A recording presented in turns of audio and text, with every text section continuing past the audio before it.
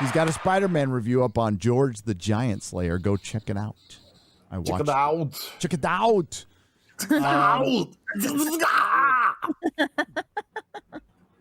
Get to the chopper.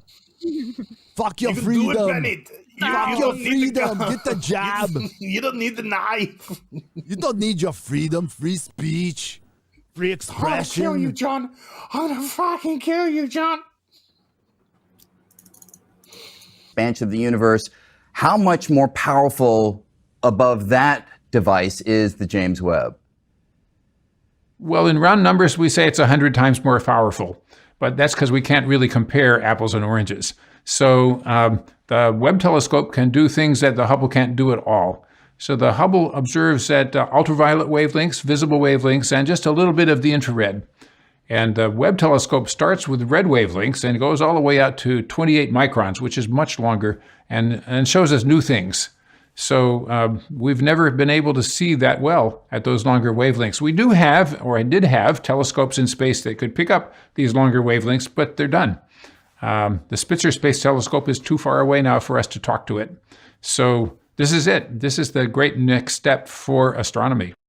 I point all of this out to sort of initially frame the conversation of like, what's up with print film emulation? Why is it so discussed? Why do we find it so difficult? Why are there so many different points of view and solutions and ideas floating out there around it? It's because it's complex. And because even though at the end of it, it's just a LUT, in this case, this film emulation, it embodies an incredible amount of like creative engineering that is going into producing these behaviors. It's not just a coincidence, and it's not a set of simple linear behaviors that we might be able to recreate with a color corrector and a matrix, for example. So this is where needing to get more fancy and actually live for longer here on the Fusion page and really sculpt this cube in non-linear ways is the only way to start to get, first of all, just a baseline match to what we're seeing here, but then even more so for like, oh, I want to start pulling that apart. With AI systems, I think you would have ringside commentators talking about all the stuff that this AI system is trying to do over here, because it's actually a super intelligence. So if you want to talk about humans interfacing, making first contact with a super intelligence, we're already there.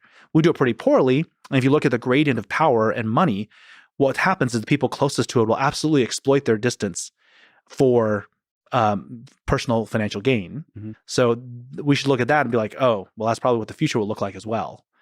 But nonetheless, I mean, we're already doing this kind of thing. So in the future, we can have AI systems, but you're still going to have to trust people to bridge the sense-making gap to them. See, I just feel like there could be of like. So I guess I wonder if those modifying technologies will be able to emerge in the new environment, because things change so fast. You know, I don't know if we can evolve corrective mechanisms faster than we evolve new disruptive mechanisms. Yeah. So we have no idea what to do with Twitter, for example, and no idea what effect it has. We don't have any idea, I don't think, what it does to people's communication when you truncate it to 280 characters. Like, does that increase the probability of manifesting anger, for example? Has anybody studied that? Oh, yes. There's a lot of research on that. I mean, bad is stronger than good as a general principle. There's a wonderful book by Roy Baumeister and John Tierney. And so bad spreads more than good. And especially if you strip away context and intent and everything else, you're just asking for trouble.